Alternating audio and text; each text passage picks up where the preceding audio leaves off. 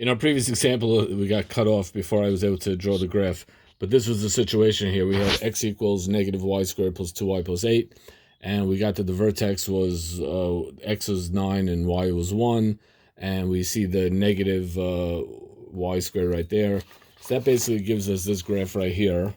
The vertex is 9, comma 1. And again, since it's just a 1, since it's negative, you go this way. And it means it opens to the left, and you go out 1, over 1, out 1, up 1, out 1, out 2, up 4, out 3, up 9. And that's the way it goes, and that is the graph. Now I want to look at a different problem. X equals negative 4, y plus 1 squared plus 4. Well, first of all, when you have the x and y switch, the h and the k switch, so the vertex is going to be 4 comma negative 1, not negative 1 comma 4, but 4 comma negative 1, because the h and k switch with the x and y. The h always is with the x and the k is always with the y. But let's identify, in this case, that's the formula, a times y minus k squared plus h. So a is negative 4 in this case, k is negative 1, and h is positive 4. To find the x-intercept, I just set y equal to 0, and I get the x-intercept is 0 itself. To get the y-intercept, I set x equal to 0, and then solve this. I bring the 4 over to the other side. I divide both sides by negative 4, and I square root each side. I get plus or minus 1 equals y plus 1. So the y-intercept is negative 1 plus or minus 1, which is 0 or negative 2.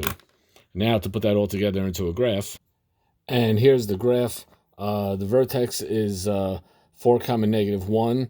When I go over 1, I stretch out 4, and that's because of that 4 stretches it out 4. It's usually, because the regular parabola, you go over 1 and then go out 1. But here, when you go over 1, you go out 4 because the 4 is magnifying it. Anyway, this is it. That's my that's my x-intercept, my y-intercept. That's my other y-intercept, and we're good to go. Our lives would not be complete without a word problem. So here we have a bridge, and it's the bridge makes a parabolic arch. This width here is 20 feet. That height there is 10 feet.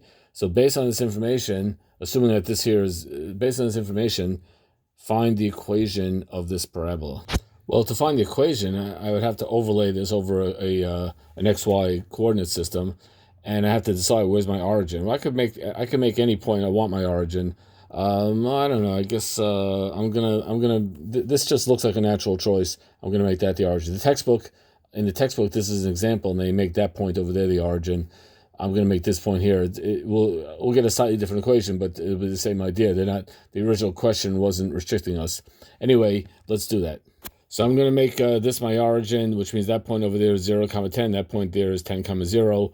And my vertex is 0, 10, so I have y equals a times x minus 0 squared plus 10, which is y equals ax squared plus 10. Now I just got to find what is the a. So in order to find the a, I'm going to pick one of these. So not the vertex. The vertex won't help me, but I'm going to pick either one of these 2 points.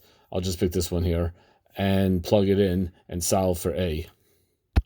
So I'm plugging in for this point here 10, 0, and I get a times, and I solve for a. I get a times 10 squared plus 10 equals 0.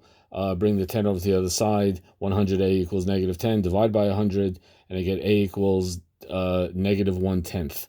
And now my equation is y equals negative 1/10 x squared plus 10. That is my final equation. Y equals negative 1/10 x squared plus 10, and that is it. Yay!